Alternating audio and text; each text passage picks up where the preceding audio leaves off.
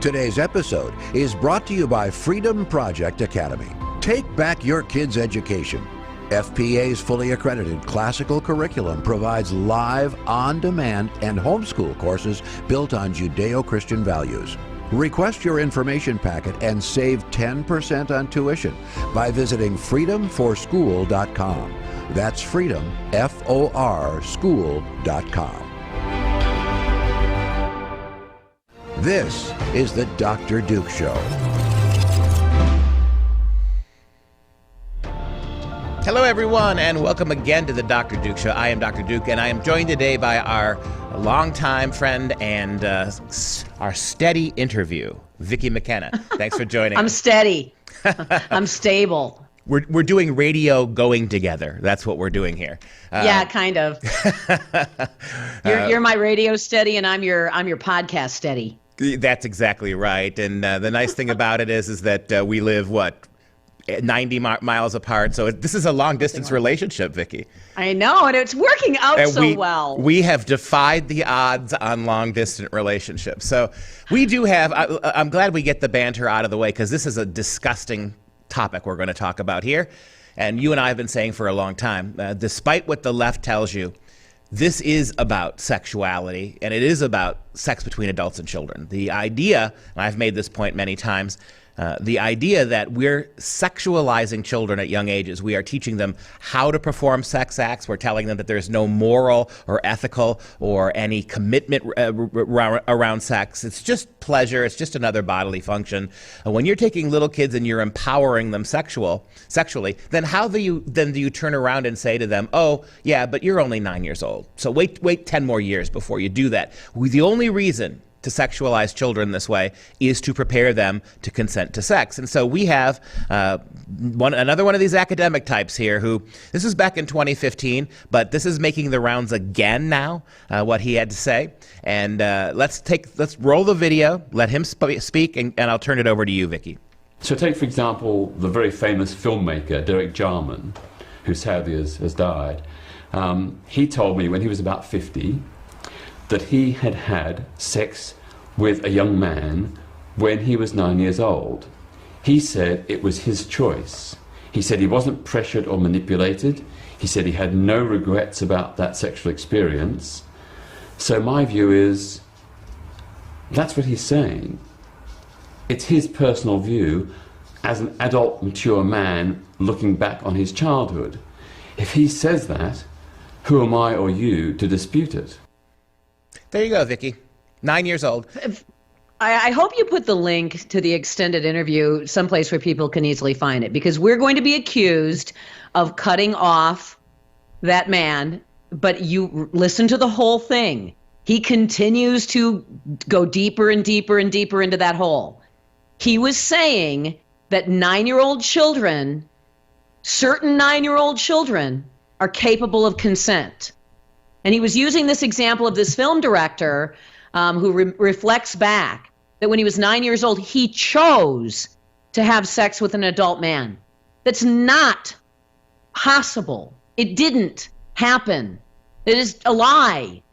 But it is what he is using to argue that, and he will say this, certain children will be mature enough to consent to sex. And the thing that he believes is necessary, this is what he believes is necessary: adequate sex education, adequate preparation for sexual activity among children to lower the age of consent. Oh, I wouldn't lower the age of consent, he continues on in that interview. I wouldn't do that unless we had adequate and appropriate sex education for young people so that they could consent. I mean, what do you see going on in the schools? You have 5-year-olds being exposed to explicit sexual content.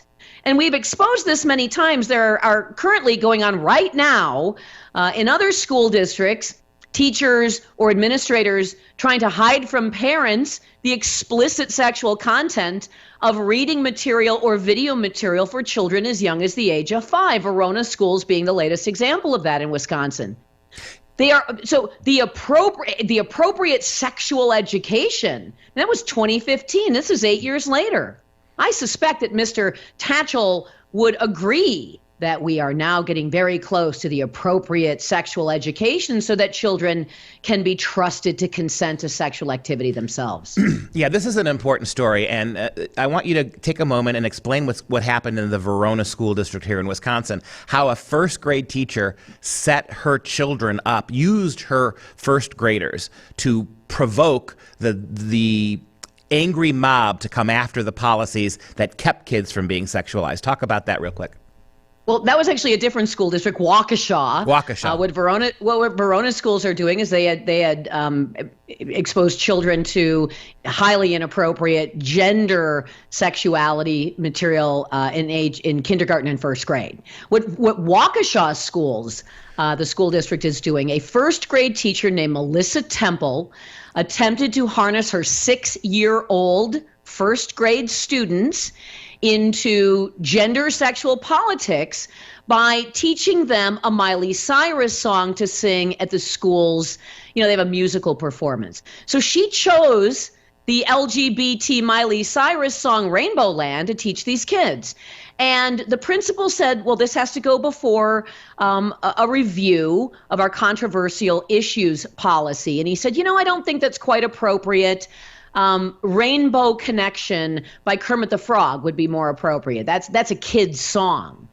And this was a setup. She knew that this was going to trigger the controversial issues policy. She then took to Twitter. She contacted Miley Cyrus. She contacted a bunch of Hollywood celebrities. She got attention from the left-wing press on television, left-wing cable news shows, the Stephen Colbert Show. The entire trans mafia, trans Tifa, descends into the social media accounts of the Waukesha School Board, threatens the school, threatens administrators.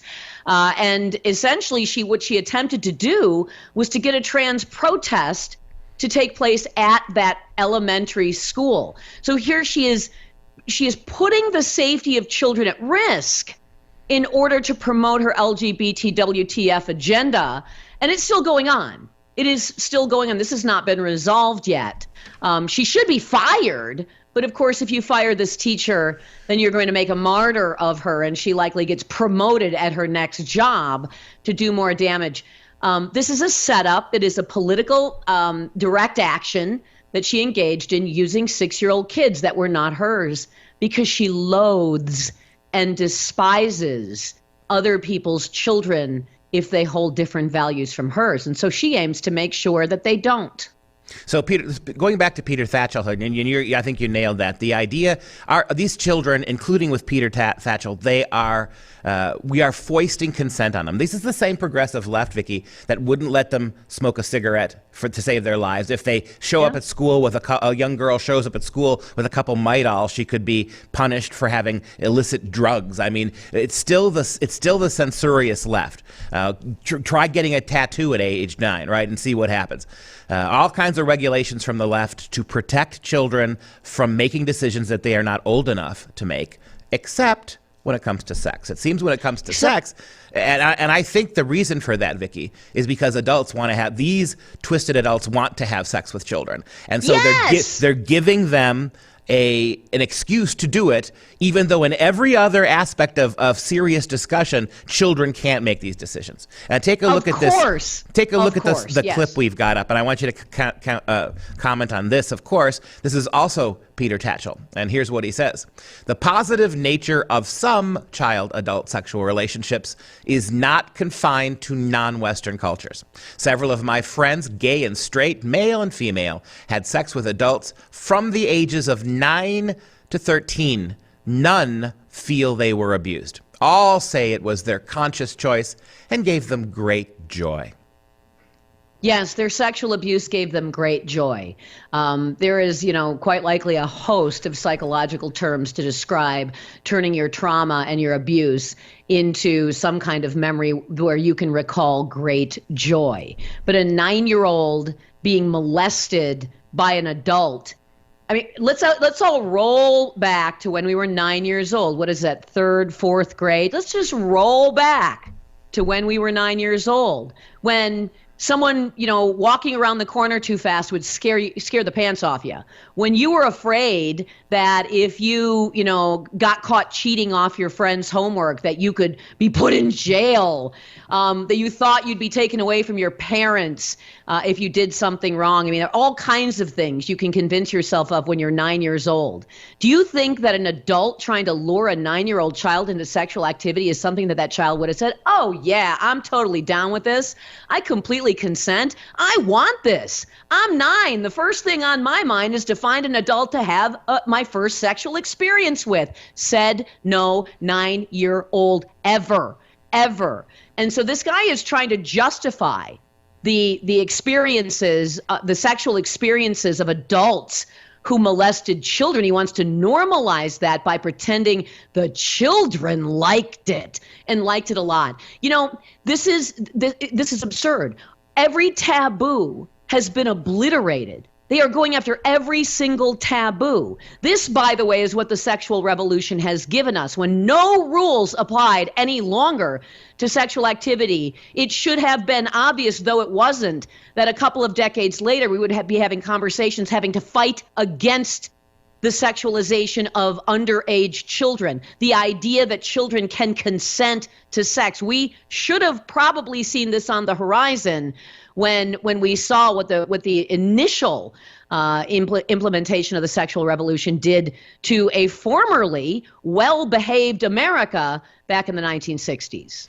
Yeah, and another thing, I was about to say about the progressive left, that up until 5 minutes ago, because it may have changed already, the progressive left was adamant that in places like Arkansas, 35-year-old men marrying 14 girls was absolutely child abuse. Do you think they could say that anymore? I mean, because here's the other thing. Not. Well, they would, because they're rednecks. Okay, that's what they would say. They would launch a barrage of pejoratives at them because they're from Arkansas. So they would say that they were ignorant, bumpkin rubes.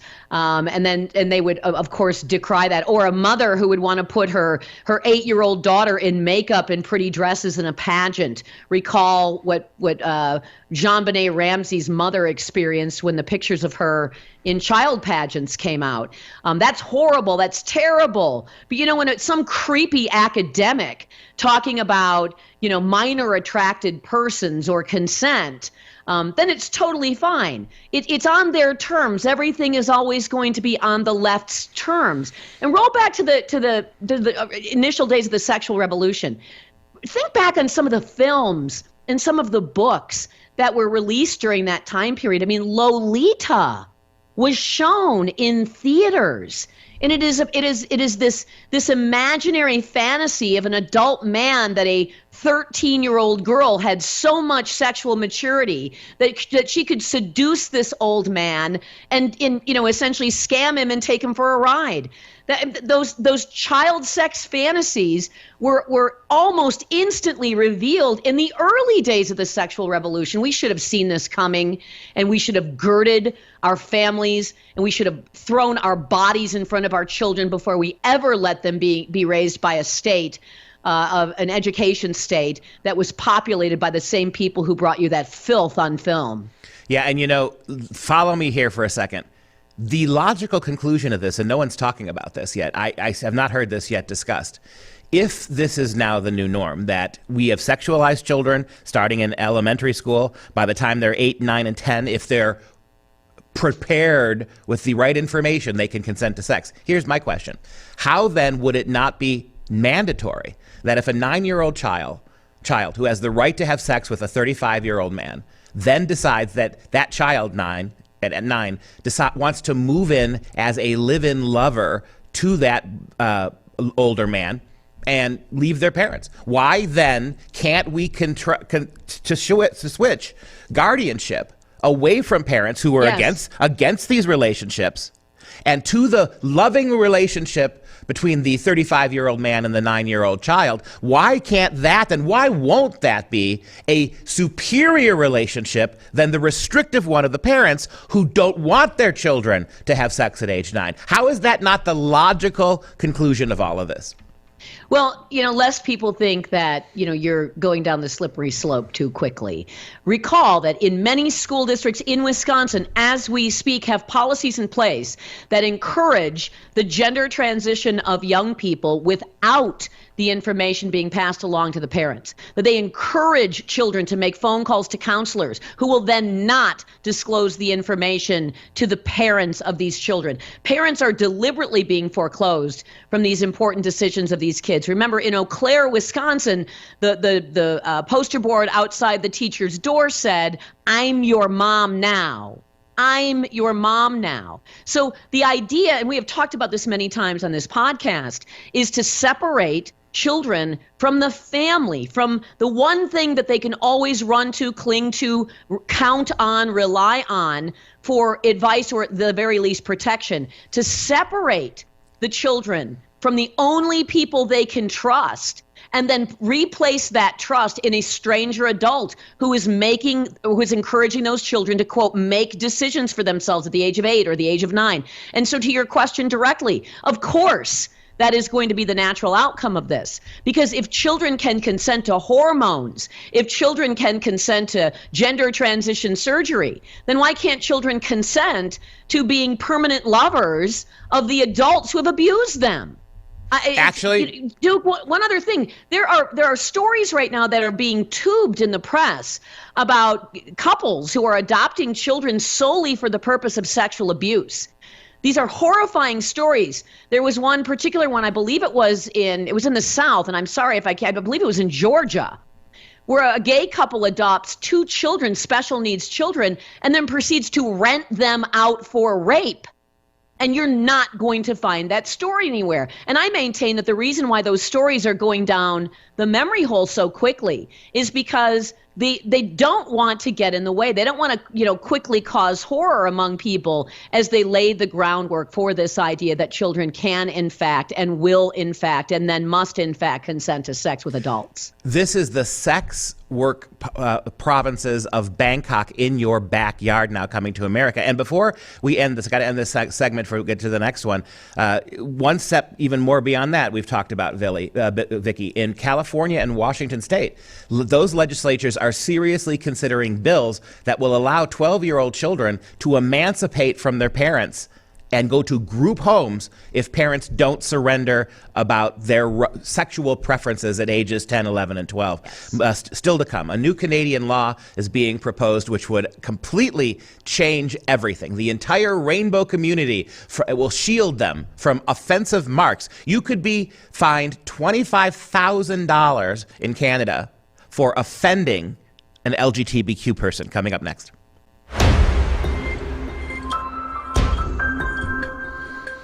Ontario, Canada. Vicky, members of the Ontario Legislative Assembly are pushing a bill that would create 2 SLGBTQI community safety zones where offensive marks about gay people, including biblical comments, would be prohibited within 100 meters and could lead to a fine of up to $25,000. Canada's gone. Canada is just a neo-fascist state at this point. What is offensive? What counts as offensive? If I say LGBT WTF, I suppose that would count as offensive, $25,000. If I say that's not a woman, that's a guy in a dress, that's $25,000. I mean, if you simply do not affirm, and worship at the altar of the trans cult, at the altar of the trans gods, you could get $25,000 fines and thrown in prison, I presume, because many people probably won't be able to afford the $25,000 fine. So basically, anyone who is not an extreme leftist, who is not willing to affirm the lies and the inversion of reality, is going to be punished in Canada. How How Orwell in real life is this? Well, you remember 20 years ago, right, when the Christian preachers and activists were getting fined. Mark Steyn was taken to the Supreme Court in Canada because he dared to offend the Islamic community by saying unpopular things, criticizing them. Simple critical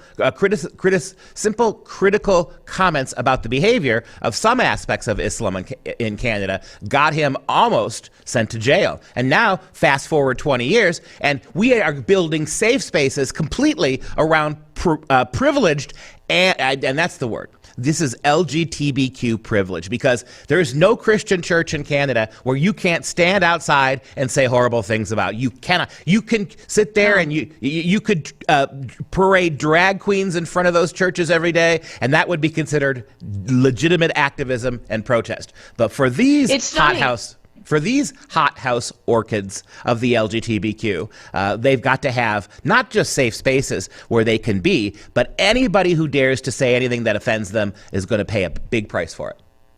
Well, I mean, Canada's lost. It's gone. It's not free. It is a totalitarian state. It just simply is. If you fear a $25,000 fine by telling an ugly man with clown paint on his face wearing a dress that he's a dude, that's a totalitarian state. So now I mean, it's literally clown world at this point. You're being told that you have to honor the clowns. Oh, no. That's not a clown. That's just a regular person. That's not a guy tucking his junk and wearing a skirt and fake boobs and a padded butt in a wig in ugly makeup. No. So now we've got this drag queens were, they were kitschy. They were supposed to be comics. They were clowns. They were clowns on stage that did a little song and dance. They were entertainers. They were called drag queens because it was meant to mock them. It was their own chosen moniker. And now we're supposed to accept that these are really women. It's extraordinary. And if you don't, in Canada, you'll be punished. But you know what, Duke? In Washington State, in the United States, if you don't accept it, you will be put into solitary confinement in the Washington State Women's Correctional Facility, which is housing men who declare themselves to be women with women inmates, and they are being assaulted and they are being raped. And if you complain, you're the problem. So, it's not like Canada and $25,000 fines with a press conference with Justin Trudeau and a bunch of ugly men in makeup. Nobody pays attention to what's going on to the girls in the prisons in Washington State, but it's here in the United States. It's just not quite as in your face yet. Yes, we must hear from them. This is the legislature. This is the activists talking about the law they want. Take a look. Firstly, it enables the Attorney General to create a 2S LGBTQI+